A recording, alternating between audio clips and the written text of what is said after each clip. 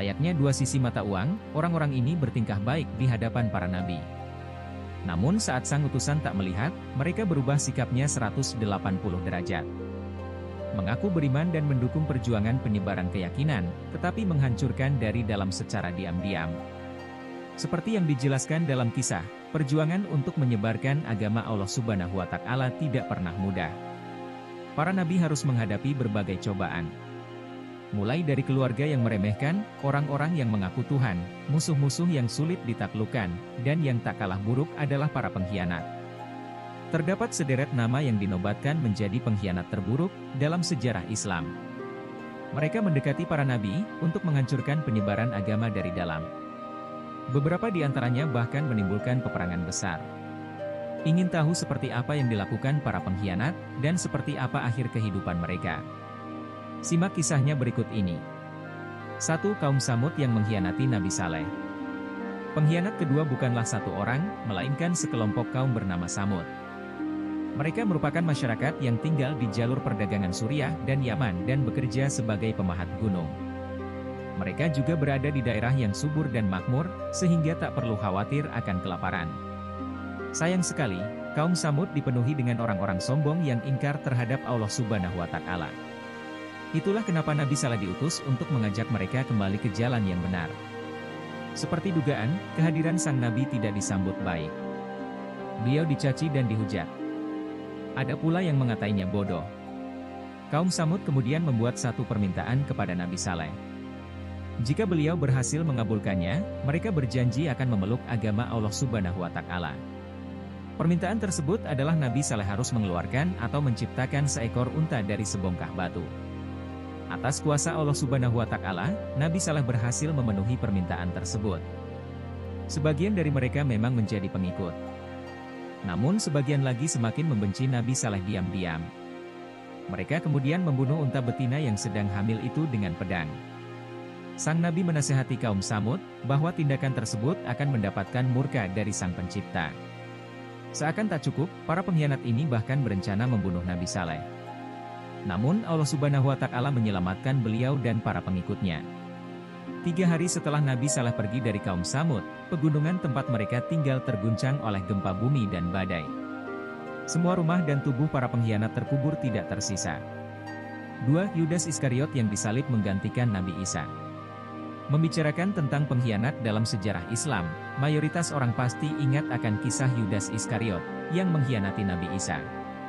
Nama Yudas Iskariot sebenarnya tidak tertuliskan di Al-Quran dan sumber kredibel manapun dalam Islam.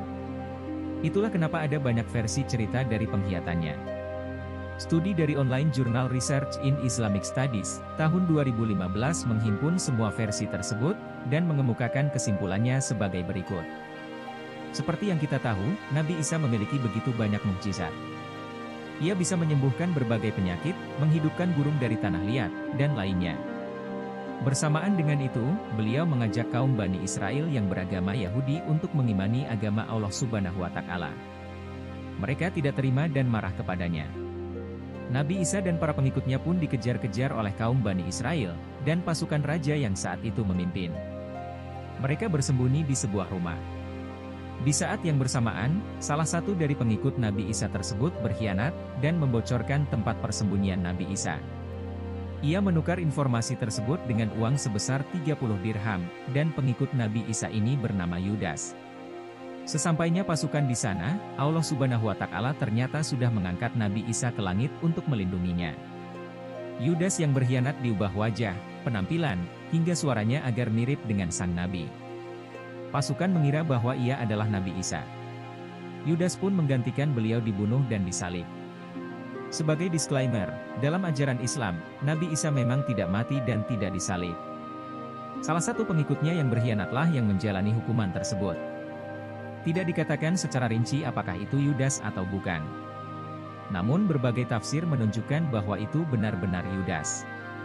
3. Abdullah bin Ubay, pengkhianat terburuk yang membuat Nabi Muhammad SAW kalah dalam perang Uhud. Nabi Muhammad SAW menghadapi begitu banyak musuh yang membencinya. Di antara mereka, ada Abdullah bin Ubay. Ia dikenal sebagai pengkhianat di masa Rasulullah. Bukan hanya itu, ia juga dicap sebagai orang yang munafik, yaitu suka berdusta dan mengingkari janji. Abdullah bin Ubay awalnya akan diangkat menjadi penguasa Madinah. Begitu Nabi Muhammad Shallallahu Alaihi Wasallam hijrah ke kota tersebut, pamor Abdullah bin Ubay memudar seketika. Bahkan masyarakat setempat mengangkat Nabi Muhammad Shallallahu Alaihi Wasallam sebagai pemimpinnya. Melihat hal ini, ia pun marah besar. Kebenciannya terhadap sang Rasul semakin memuncak. Tak seperti Abu Lahab yang menunjukkan rasa bencinya, Abdullah bin Ubay mengaku beriman di hadapan Rasulullah. Namun di balik itu, ia menjelek-jelekan Nabi dan umat Islam. Ia juga sering mengadu domba agar orang-orang menyerang para muslim. Puncak pengkhianatan Abdullah bin Ubay terjadi ketika Nabi Muhammad Shallallahu Alaihi Wasallam dan pasukan sedang dalam perjalanan menuju ke Uhud untuk berperang. Ia membelot dan membawa 300 orang bersamanya untuk bergabung bersama musuh. Jadi, pasukan yang semula 1.000 orang berkurang jadi 700 orang. Hal ini tidak menggentarkan pasukan muslim. Rasulullah dan pengikutnya tetap berperang melawan kaum Quraisy selama kurang lebih 7 hari. Banyak korban berjatuhan, termasuk para sahabat dan keluarga Nabi. Akibatnya, pasukan muslim pun mundur dan mengumumkan kemenangan kaum Quraisy pada perang Uhud itu. 4 saudara Nabi Yusuf yang mendorongnya ke sumur. Nabi Yusuf merupakan anak dari Nabi Yakub. Ia dianugerahi kepintaran dan paras yang menawan. Bukan hanya itu, Nabi Yusuf juga menjadi kesayangan sang ayah. Hal ini membuat saudara-saudaranya iri dan dengki. Suatu hari, saudara-saudara itu mengajak Nabi Yusuf menggembala domba.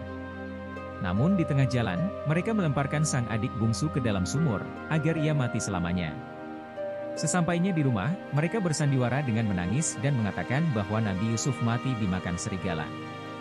Nabi Yakub sangat kehilangan, ia menangis berhari-hari karenanya. Namun ternyata, Nabi Yusuf tidak mati. Beliau kemudian ditemukan oleh rombongan penjelajah yang ingin mengambil air di sumur tersebut. Namun sayangnya, beliau dijual sebagai budak di Mesir. Beliau pun dibeli oleh seorang menteri yang beristrikan Zulaiha.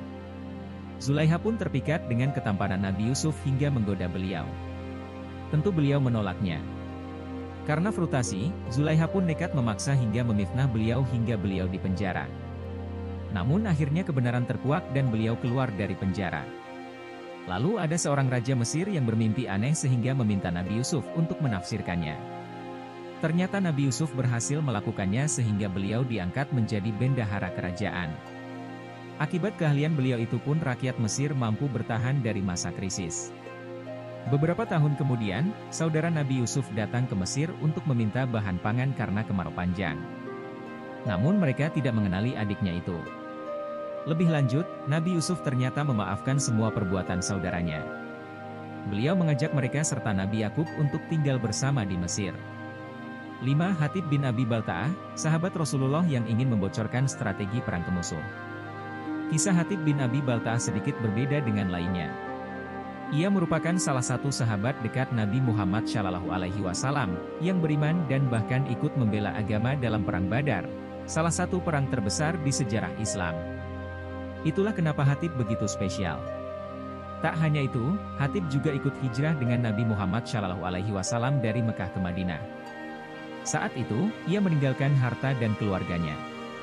Suatu hari, ketika Mekah dikuasai oleh bangsa Quraisy, Rasulullah dan para sahabat berencana untuk mengambil alih kota suci tersebut.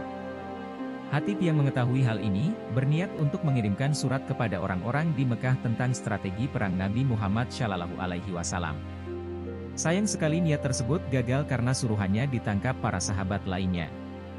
Rasulullah kemudian menyidang Hatib, dan bertanya kenapa ia melakukan hal tersebut.